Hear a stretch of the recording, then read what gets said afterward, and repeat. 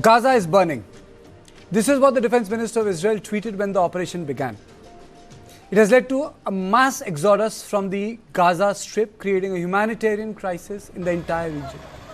Israel wants to dismantle the last inch of terror infrastructure, but Hamas is not to surrender. Now, sustained ground action has led to demolition and knocking down of multi-story buildings and tanks rolling down inside the Gaza city. Once a bustling center of humanity, today lies in complete ruin. The job of the army is to kill 3,000 Hamas terrorists suspected to be inside Gaza city. Our old tent is already broken. If we buy a new one, we have to spend 500 to 3,000 new shekels, about 747.5 to 897 US dollars. Previously, when we moved to the south, there were still some empty spaces, but now most of the land have been occupied and stationed by Israeli army. Now we have lost so many family members. We have to flee to the south. This is not easy, as the cost is high and the traffic is poor. Families are forced to be apart. These days, the cost of fleeing, even for a small family, would be 500 new shekels. This is only for moving and transporting goods, not including tents and other stuff. If they want to settle down, at least 5,000 to 6,000 new shekels would be needed to set up tents and prepare living necessities. Now let me take you through some of the reactions of the principal stakeholders on this issue, because globally this has become a topic of big debate, that when will war in Gaza come to an end? A lot of people are saying that this war is not required now, but Israel says this is required because it is an existential crisis for them. So let's look at the complete picture. הלילה, בהתאם להנחיית הדרג המדיני, פתחנו בשלב הבא במסגרת מבצע מרכבות גדעון.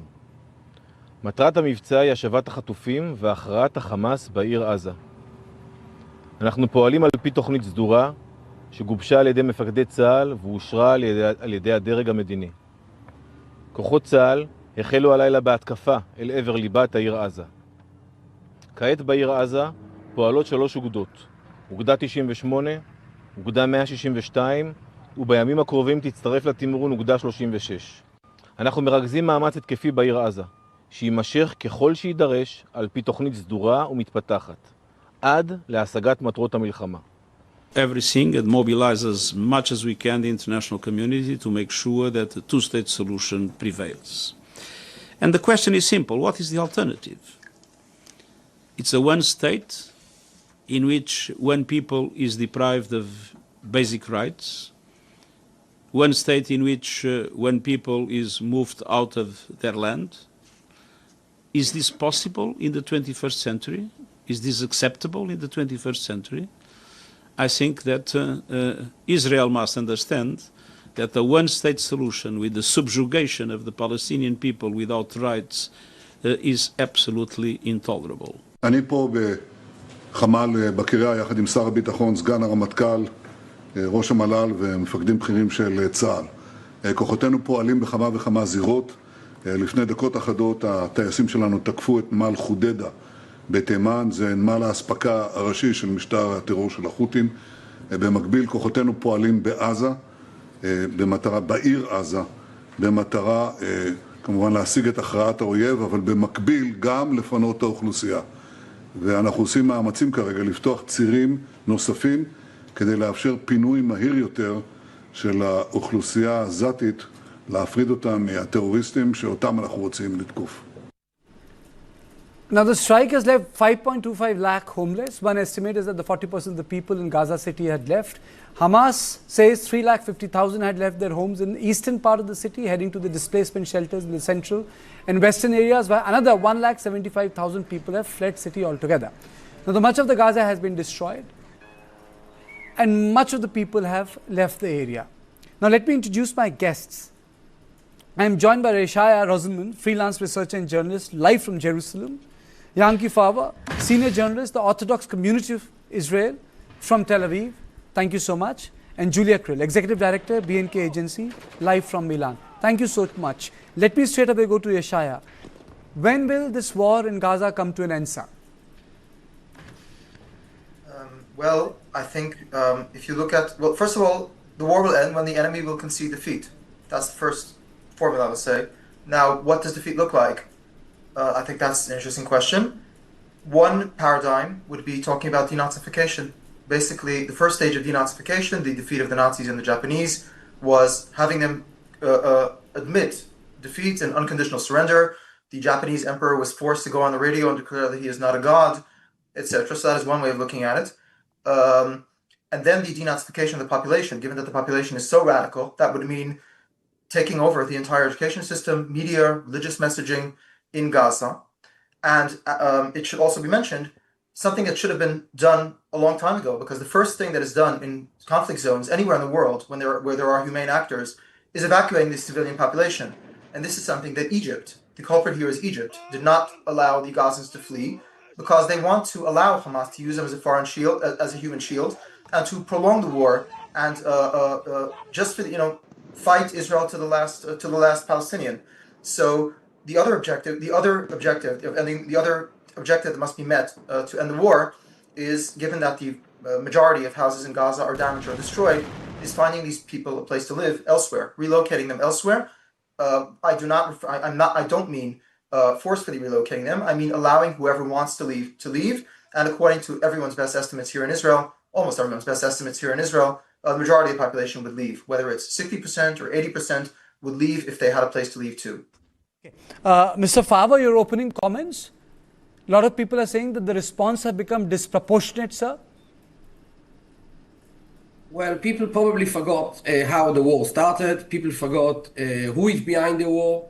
People forgot that we still have 48 hostages. Probably like half of them are dead. We didn't start the war. On 7th of October 2023, I was in synagogue. I was praying, celebrating our holiday, and all of a sudden there were sirens all over, and I was picked up by a car. And actually, I am religious, so this was the first time in my life, I am age 45, that I opened a cell phone, a mobile phone, on Shabbat, on the Saturday. We didn't start this war, but we need to end this war. Now, the majority in Israel wants the war to stop. They want all hostages back, and yes, even we have to pay a price for it, like releasing some terrorists from our prisons in Israel. But Hamas refuses for every agreement. I know people don't believe us. We're used to it. I know people don't like us. I know many people don't support us. But Hamas refuses everything. That's why Israel wanted to kill all those Hamas terrorists in Qatar, because they refused to every agreement that Israel agreed. So I see the pictures, I see the videos, and I see the people in Gaza walking without a house, living on the streets, starving. I see them all. I see everything. Nobody's happy with it. It's very sad. And yeah, I know some extreme people in Israel may be celebrated, but the majority in Israel don't like it. I don't care what the media in the world are saying, but I know the fact. I go to those places. I have many friends in the IDF serving in Gaza. Nobody's happy with the situation. Everybody wants the war to stop. Everybody wants the war to be over. We are dealing with a whole bunch of terrorists that unfortunately the world doesn't care. Not about us, not about them. The world doesn't care about anything. The world only cares about itself. Europe is busy with Russia. America is busy with other things. And we, the Israelis, need to struggle ourselves how to end this war. At the moment, Israel has no choice. And going inside the city of Gaza and just to kill all terrorists and get our hostages back. Okay. Julia, your opening comments. Thank you so much for joining me. Yeah, actually, I just arrived back from Jerusalem yesterday. We went to see on the border with Gaza the sites of the Nova Festival where October 7th happened. We went to see Kerem Shalom on the Israel-Gaza Strip and Egypt border. which is facilitating the passage of the humanitarian aid. We heard stories from people who were in the response teams on October 7th from IDF, and I do see that everybody wants the conflict to end, but the only people responsible for conflict to end should be Hamas. They could put down their weapons, they could release the hostages, they could leave Gaza, and they could allow the city and the people of Gaza to actually experience some normalcy. But this is not happening. And this is why IDF launched their mission in Gaza City these days in order to finally end the war. And as we see, the enemy is not the people of Gaza, it's not the Palestinians, but it is Hamas. So I'm very sad to see that in the international media there is lack of understanding of that aspect. And yeah, we just have to see the developments in the next couple of days. But yes, Julia, I completely agree that Hamas is a terror organization. It needs to be completely dismantled. But the Gaza Strip in itself has become unlivable for the people there.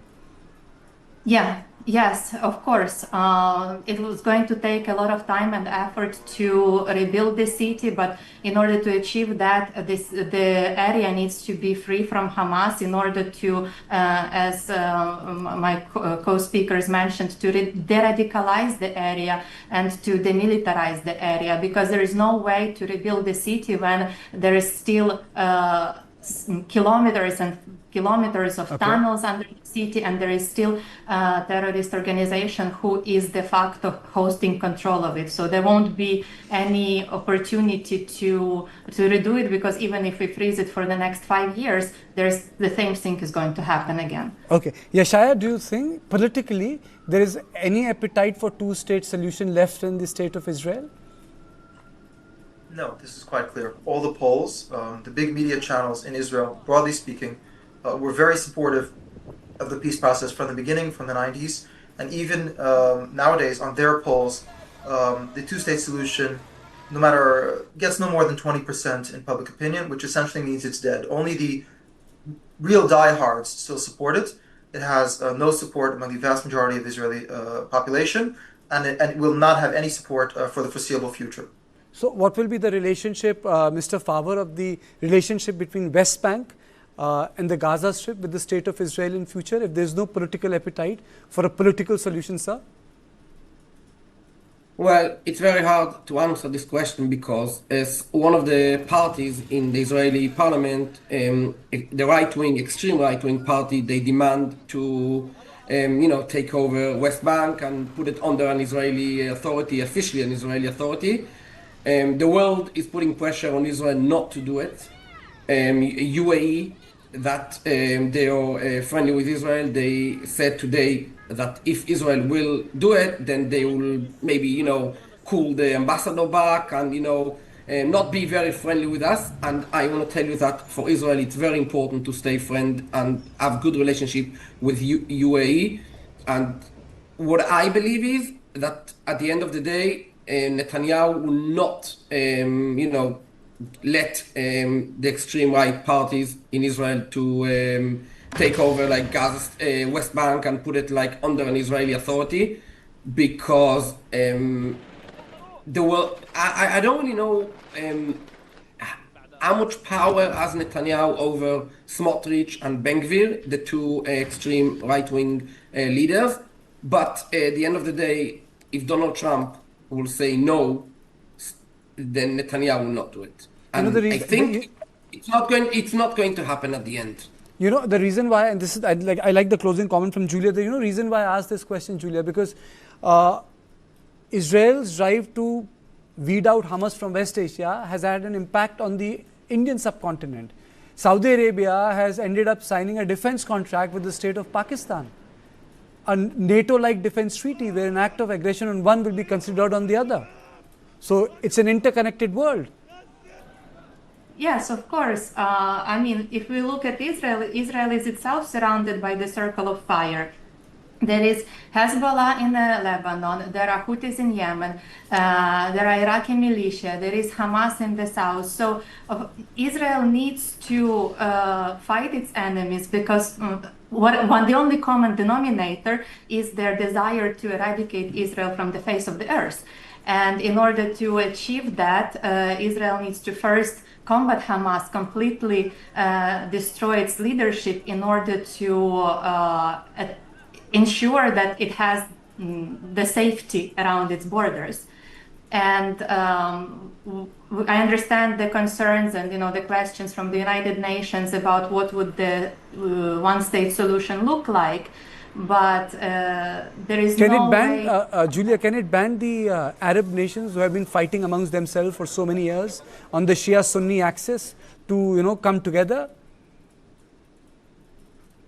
I think that whatever the solution is there, the only country that is whose opinion really matters is Israel, because it will be up to Israel to implement it. And they can fight between themselves, they can agree, disagree, they can create any kind of resolutions they want. But as long as this solution is not comfortable for Israel and it doesn't ensure the safety of its citizens, nobody will enforce it. Now we see several countries, including France, UK, who are recognizing the Palestinian state, but these proclamations have absolutely no effect because Israel did not agree to it. And in order for people in Gaza, for Palestinians to be able to live on the Israeli territory, Israel needs to take over the territory, and Israel needs to agree to the way how things will be happening on the ground. Absolutely. Very well summed up, Julia. Thank you so much. Thank you all of you for joining me on Point. So this was the second On Point on the ongoing war which is taking place in Gaza. But let's move on to the third On Point. And it is on the possible turnaround in the India-US ties and a reversal of tariffs. And the hint has directly come from someone who is very, very important in the government of India. And yes, I'm talking about India's Chief Economic Advisor, V. Anantha Nageswaran. Mr. Nageswaran has given hope of relief for America's steep trade tariff. Speaking in Kolkata, he said he expects the penal duties imposed on India imports to be rolled back after November 30th. Just let me straight away introduce you to the bite. And I will take some time to talk about the tariff here. Yes, not only the original reciprocal tariff of 25% plus the penal tariff of 25%, both were not anticipated. I still believe that geopolitical circumstances may have led to the second 25% tariff, but considering recent developments in the last couple of weeks and so on, I do believe, I have no particular basis to say so, just my intuition, that the penal tariff will not be there beyond November 30th. I mean, it's not a statement of based on any concrete indicator or evidence. It's my hope that given the recent developments which we see in terms of both countries finding an off-ramp and reaching out to each other, and including the important negotiator being in India in the first 2 days of this week, I do believe that there will be a resolution in the next couple of months on the penal tariff and hopefully on the reciprocal tariff also. Okay, let me straight away go to Ambassador Jain Dasgupta, former ambassador to the World Trade Organization. Thank you so much, sir, for joining me. Though he says that it's his gut feeling, no one says like that.